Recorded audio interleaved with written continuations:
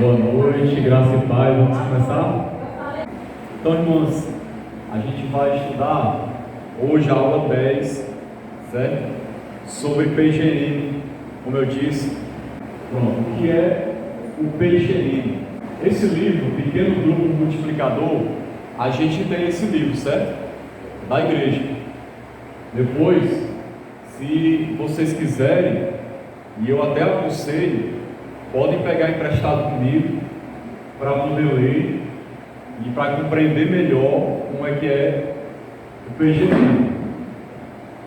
Nós vamos ver primeiro o que não é o PGM, porque quando a gente vê o que não é o PGM, já vai clarear muito as nossas ideias para que a gente possa compreender o que é realmente um PGM, certo? É interessante, deixa eu fazer uma observação, que a Bíblia, ela fala sobre PGM. É óbvio que ela não usa esse nome PGM, né? Isso é um nome que a gente inventou agora, recente. E eu acredito até, não tenho certeza, que esse nome Pequeno Grupo Multiplicador só é usado na Igreja Batista. Tem igrejas que usam células, falam de pequenos grupos, mas Pequeno Grupo Multiplicador, até hoje eu só vi essa nomenclatura na Igreja Batista. Mas nós vemos na Bíblia já esse tipo de trabalho já acontecendo largamente na época da igreja, desde o início da igreja, certo? Então a gente vai ver o que não é PGM, primeiramente. Então o PGM, ele não é um clube ou uma panelinha. Ou seja, o PGM, a ideia não é que ele seja um grupinho fechado, como se fosse um clube que tem um determinado número de sócios, participantes, que só aquelas pessoas participam. Ele não é uma panelinha, como a gente diz, aquele grupo de pessoas somente e que não é aberto para ninguém. Nós temos que ter muito cuidado para que o PGM não se transforme nisso. Nós temos que ter muito cuidado, porque às vezes nós temos uma tendência de gostar tanto da comunhão com aquele grupo, com aquele pequeno grupo, que a gente quer que não entre mais ninguém, que fique só aquele grupo, os mesmos irmãos ali se reunindo sempre. E a vontade de Deus, é que o pequeno grupo seja multiplicador. O nome já diz, que a gente alcance mais pessoas.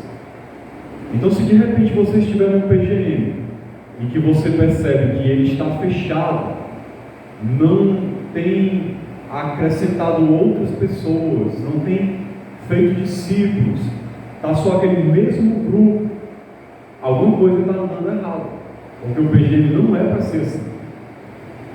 Ele não é simplesmente uma organização.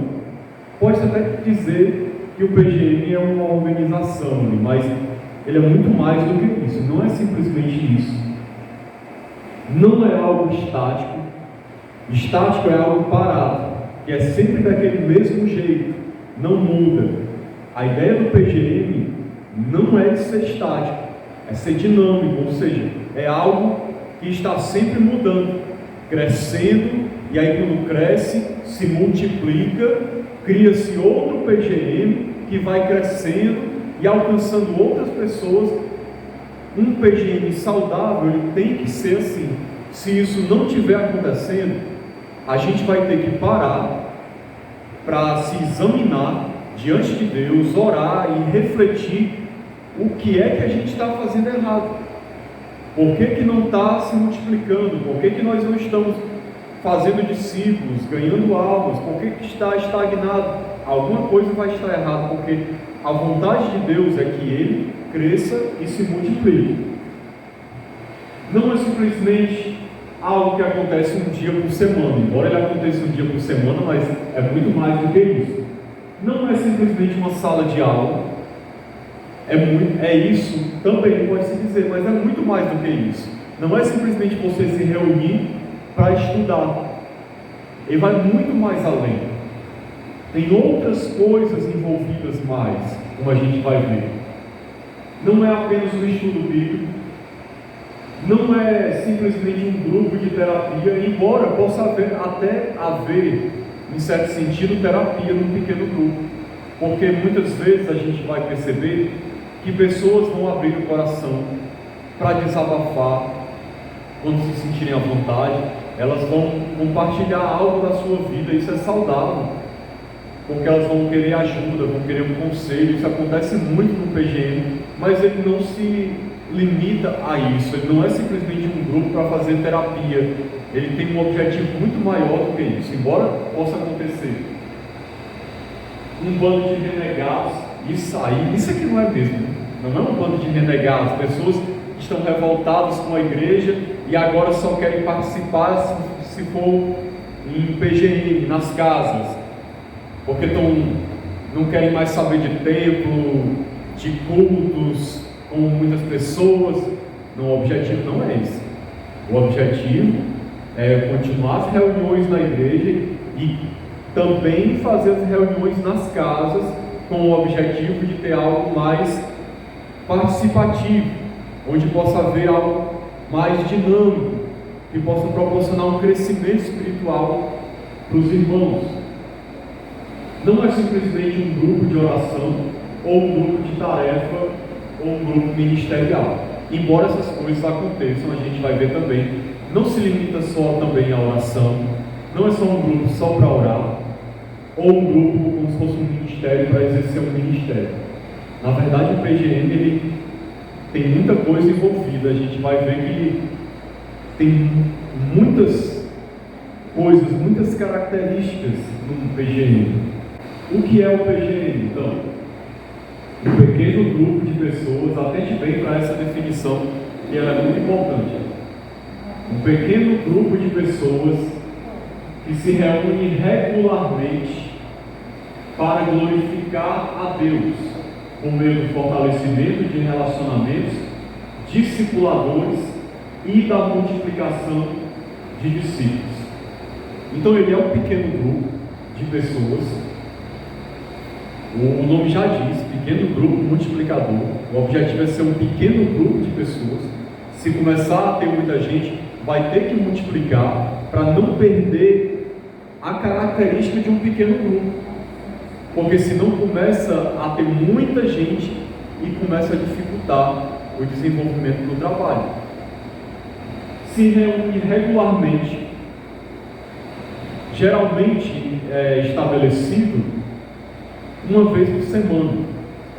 Vocês vão perceber que muitas coisas que a gente vai conversar aqui sobre como é o PGM não são ensinamentos diretos da Bíblia, porque a Bíblia ela não ensina dizendo como é que um PGM deve funcionar. Mas nós nos baseamos em princípios bíblicos, tentamos usar a sabedoria, a experiência da igreja nesse trabalho, a experiência de outros irmãos, a iluminação do Espírito, para tentar fazer da melhor maneira possível para que o objetivo seja alcançado, certo? Então geralmente se reúne uma vez por semana. Poderia ser mais? Até poderia, mas para não sobrecarregar os irmãos e para não ficar também muito distante, geralmente é uma vez por semana. O dia quem vai definir vai ser o próprio grupo, conforme os horários de cada um. Mas é algo regular e uma reunião que seja de preferência presencial. Nós sabemos que nós passamos por uma pandemia agora e muitos PGMs em muitos lugares, inclusive aqui, a gente fez reuniões online, mas o objetivo do PGM é desenvolver relacionamentos entre as pessoas, é trazer outras pessoas. Então essa reunião é melhor que ela seja presencial, olho no olho, as pessoas ali tendo um contato umas com as outras, aquele calor humano, aquela coisa íntima. Porque se for simplesmente feito pela internet, a gente perde muita coisa. Vou deixar só um pouquinho, por favor. Então, qual é o objetivo? Glorificar a Deus por meio de fortalecimento de relacionamentos discipuladores e da multiplicação de discípulos. Grave bem esses dois termos, porque são duas coisas importantíssimas em um PGM: o fortalecimento dos relacionamentos discipuladores. Nós vamos fazer discípulos. O objetivo é levar esses discípulos para o PGM. No PGM, esses relacionamentos discipuladores vão se fortalecendo, tanto o nosso relacionamento com o nosso discípulo e também do discípulo com o restante da igreja, com o objetivo de haver crescimento espiritual. É um dos grandes objetivos de um PGM, é esse: ter um discipulado ali, crescimento espiritual, e o objetivo principal, multiplicação de discípulos. Primeiro de tudo, glorificar a Deus, e consequentemente fortalecer os relacionamentos discipuladores e multiplicar discípulos. Isso é muito importante, irmãos. O objetivo principal de um PGM é nós fazermos discípulos. É muito importante, principalmente quem for liderar um PGM, que esteja sempre refletindo sobre isso.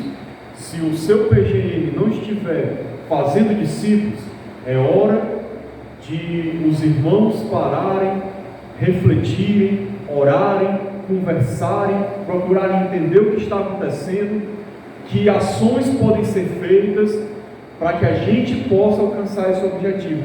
Porque se o PGM não se multiplicar, ele vai ser simplesmente uma reunião fechada de membros da igreja que estão crescendo, mas que não estão cumprindo a grande comissão. Então é muito importante que a gente tenha isso em mente, que o objetivo principal é fazer discípulos. O objetivo principal de um PGM é esse. Então nós vemos aqui esses seis elementos do relacionamento discipulador. Nós estudamos muito sobre isso em relacionamento discipulador. É aquele acróstico formado com a palavra raiz, e esses elementos também vão estar funcionando. A gente precisa estar observando isso no PGM, com o objetivo de quê? De glorificar a Deus através da evangelização discipuladora. Então, no PGM, nós precisamos estar atentos a desenvolver esses seis elementos: relacionar-se, agregar, interceder, ensinar, zelar pelas pessoas, cuidar delas, solicitação de contas quando possível. Tudo isso acontece em um PGM também. Aquilo que a gente vive num relacionamento discipulador 1 a 1, no PGM a gente vai reproduzir isso também, mas num pequeno grupo, com outras pessoas. A gente vai tentar desenvolver esses mesmos elementos. Eles precisam haver. É muito importante que haja cada uma dessas coisas, porque se tiver simplesmente só ensino, mas não tiver cuidado, não tiver oração, não tiver relacionamento, não tiver acolhimento, vai estar defeituoso. Se não tiver um ensino, vai estar defeituoso. Se as pessoas não se relacionarem bem, não acolherem bem umas às outras, vai estar faltando algo. Então é importante a gente tentar fazer todas essas coisas para que o PGM possa ser saudável.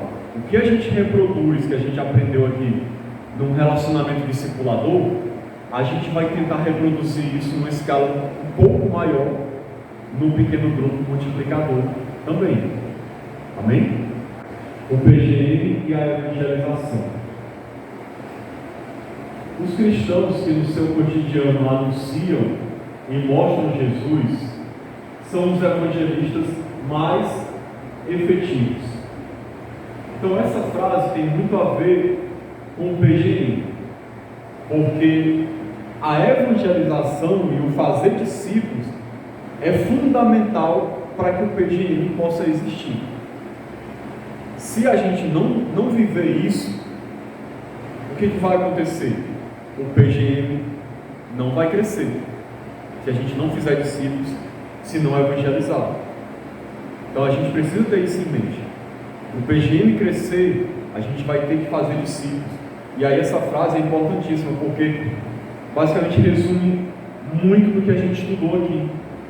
Que a evangelização mais efetiva é aquela do cotidiano, no meio dos nossos relacionamentos pessoais com as pessoas, os contatos que a gente tem, mostrando Jesus para as pessoas no dia a dia.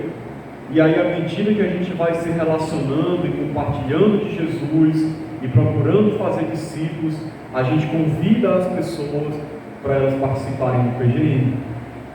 Nós até comentamos aqui em outra aula, deixa eu relembrar, que às vezes a gente simplesmente convida as pessoas. A gente costuma fazer isso. É bom? Não é ruim. Mas quando a gente só convida, a chance da pessoa ir é menor. Principalmente se ela não se relaciona muito bem com você.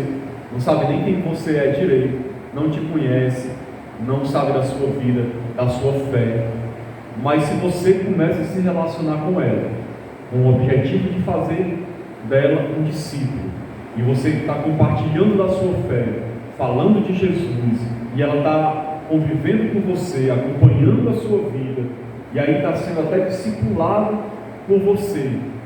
Quando você lançar um convite para ela, olha, você não quer ir para uma reunião que a gente faz na casa de uma pessoa da igreja, e ali a gente se reúne e medita na Bíblia, tem um momento de oração, um momento ali de confraternização, a gente conversa, se fortalece, se ajuda. Você não gostaria de fazer uma visita lá? Seria muito bom.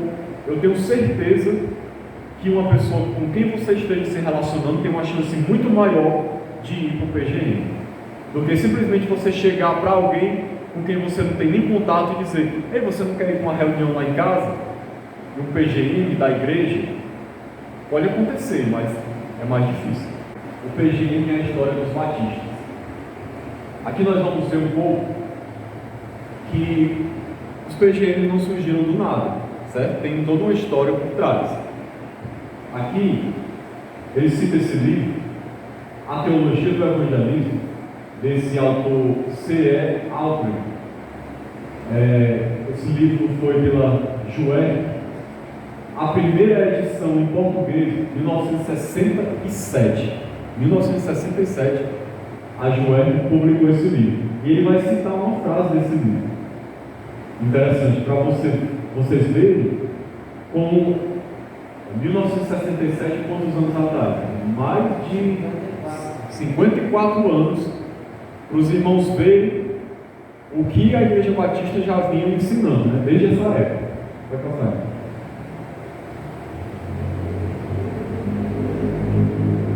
Aí tem essa frase aqui: o crescimento e a efetividade das igrejas urbanas e no centro das cidades durante as próximas 5 décadas hão de ser determinados por sua capacidade de evangelizar e desenvolver o povo que vive em apartamentos. A denominação que negligenciar esse desafio há de tornar-se rural e desaparecerá.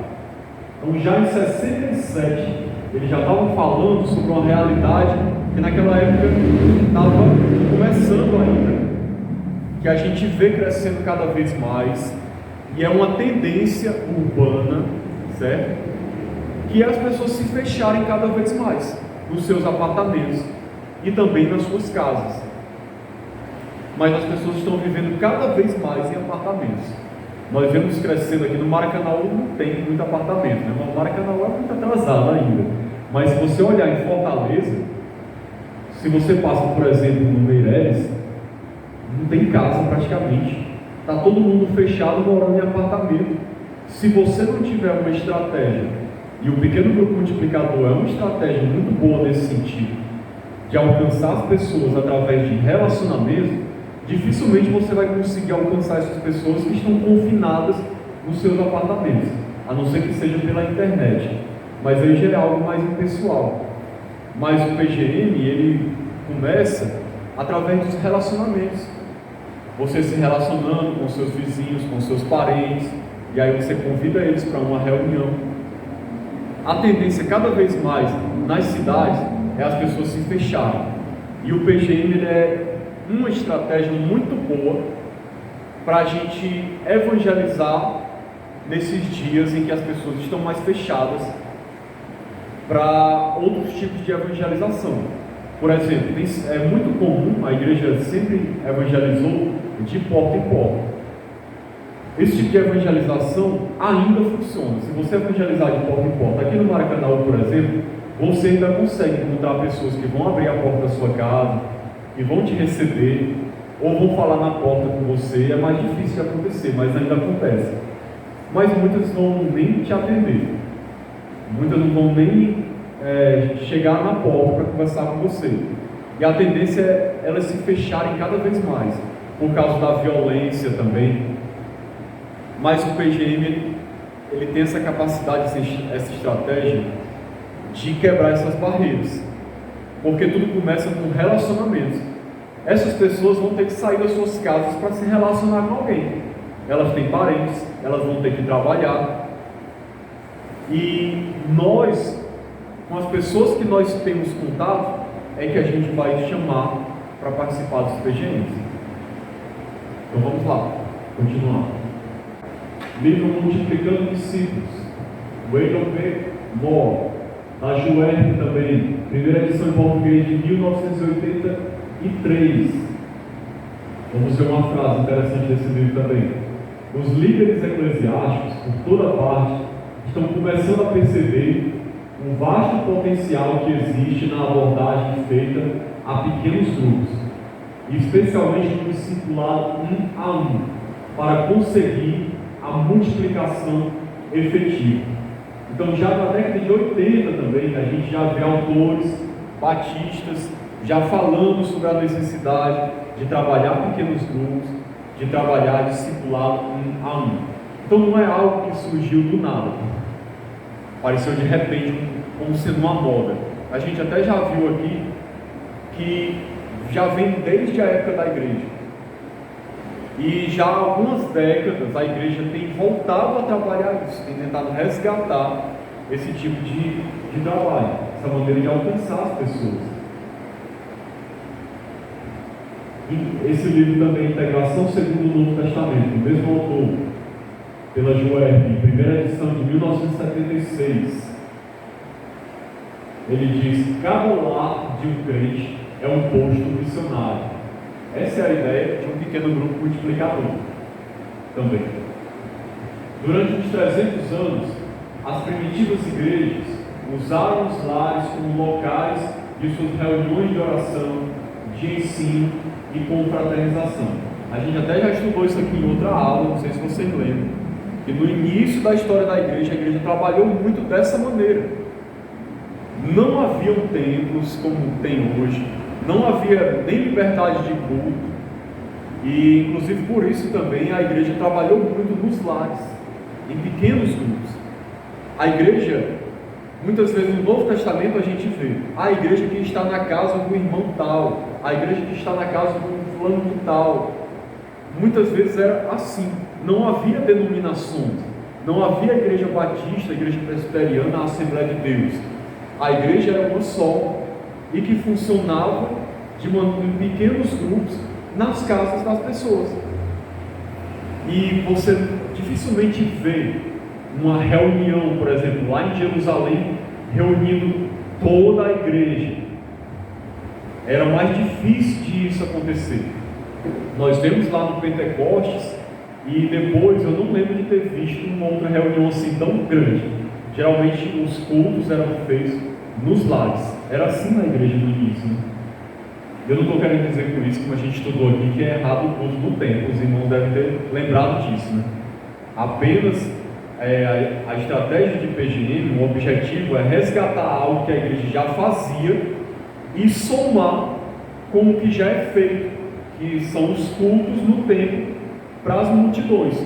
E junto com isso, fazendo os cultos, podemos dizer assim, nos pequenos grupos também.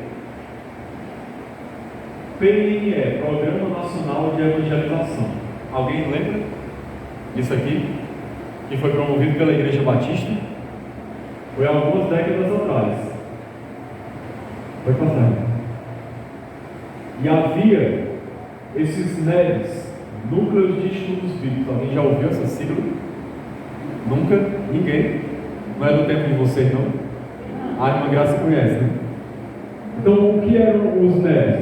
O programa NEBs constitui-se um dos mais urgentes métodos para o desenvolvimento das nossas igrejas.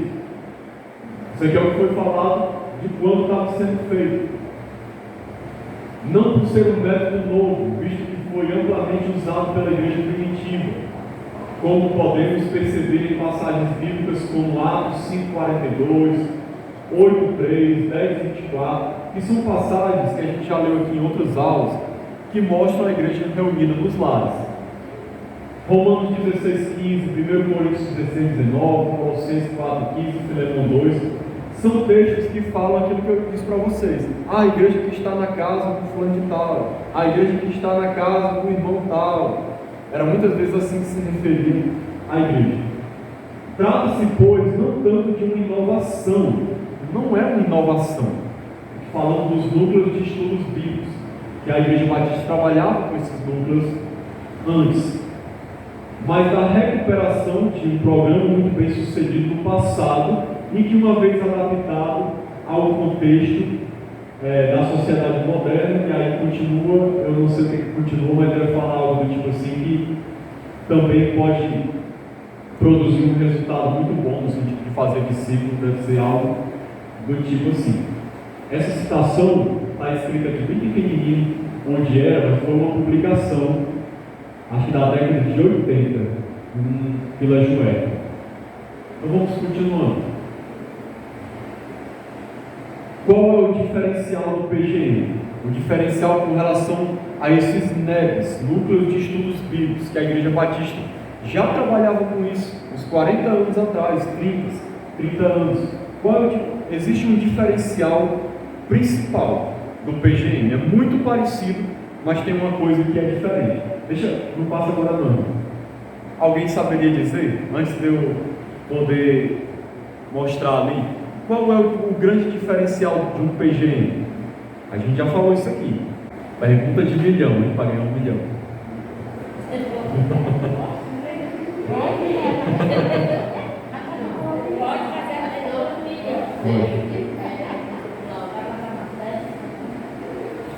Mas existe uma palavrinha que é sempre usada na questão de igreja multiplicadora, de PGM, que é o diferencial.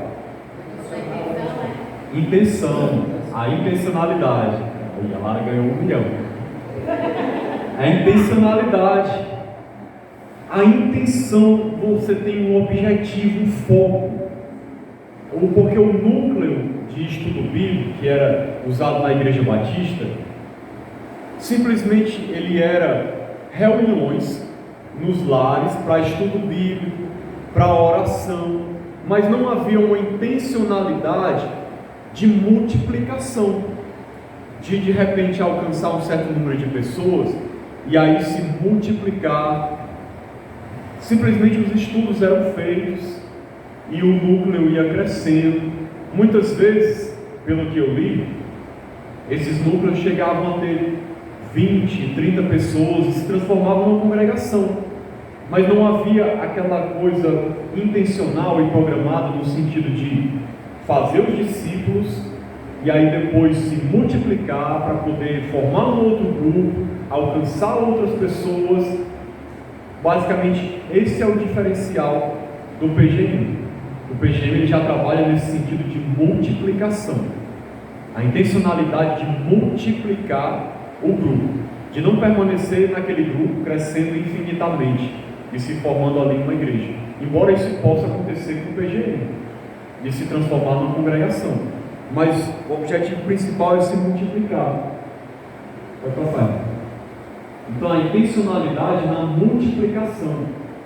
Isso aqui a gente já viu esse gráfico em outras aulas, mostrando como muitas vezes começa no discipulado 1 a 1, para depois levar a pessoa ao PGM e levar a pessoa à igreja. Esse é o objetivo total, né? Como eu disse para vocês, a aula é pequena, então Mas a gente não vai embora agora não, certo? A gente vai aproveitar e emendar a outra aula. Eu vou deixar essas duas perguntas aqui para vocês refletirem. A primeira, não é bem uma pergunta, é compartilhe um momento em sua vida quando você se reuniu com um pequeno grupo de pessoas e foi grandemente edificado. Então, eu tenho certeza que muitos de nós já participaram de algum PGM, de alguma reunião de PGM, e a gente pode testemunhar de como foi bom, de como foi maravilhoso. Comente as razões pelas quais nossos modelos atuais de pequenos grupos não se multiplicam, não são PGMs. Aqui ele está falando exatamente do que eu tinha acabado de explicar, a questão de que os modelos anteriores eles não tinham essa intencionalidade de se multiplicar, de formar outros PGMs. Geralmente é crescendo, e às vezes não havia muita intencionalidade também no discipulado, no fazer discípulos. A diferença básica é essa, a intencionalidade, certo? Que ele se torna um clube fechado, somente uma panelinha da igreja que se reúne ali regularmente, mas que não cresce, que não faz discípulos, que não se multiplica, né? E o objetivo principal do PGM é que ele se multiplique, é que faça discípulos. A gente tem que trabalhar o tempo todo no PGM, e é porque essa é a nossa missão, essa é a missão da igreja, é fazer discípulos, multiplicar discípulos sobre a terra. Então o PGM ele tem uma razão de existir, não é só para a gente ser abençoado como igreja e ter uma reunião maravilhosa numa casa e ser edificado, isso é maravilhoso, mas o objetivo principal é a gente se multiplicar. A gente tem que estar com foco nisso o tempo todo, pensando em como a gente vai fazer para alcançar novos discípulos, que estratégias nós vamos usar, orar a respeito disso, se preocupar se isso não está acontecendo e tentar entender o porquê que não está acontecendo e o que a gente vai fazer para acontecer. Porque se o PGM estagnar, ficar só uma reunião de um grupo fixo da igreja, ele perdeu todo o sentido com relação à missão que Jesus nos deu, de fazer discípulos. Nós vamos estar sendo abençoados, crescendo, mas não vamos estar multiplicando. E aí, que sentido tem? Se o PGM for só para a gente nos abençoar uns aos outros, nosso objetivo principal, a gente não pode perder esse foco, é fazer discípulos, é ganhar pessoas para Cristo, multiplicar discípulos. Então a gente tem que estar sempre com esse foco, a gente não pode perder esse foco. No momento que a gente perder esse foco, o PGM vai se tornar só mais uma reunião da igreja, e um clube fechado, com um número fechado de pessoas, e isso tem que incomodar a gente. Se isso estiver acontecendo, tem que incomodar. A gente tem que se sentir incomodado no sentido de que vamos fazer alguma coisa, vamos ver o que está acontecendo, por que não está multiplicando. Será que a gente está fazendo alguma coisa errada? Será que tem alguma coisa que a gente precisaria fazer e não está fazendo? Entendeu? A gente tem que refletir isso.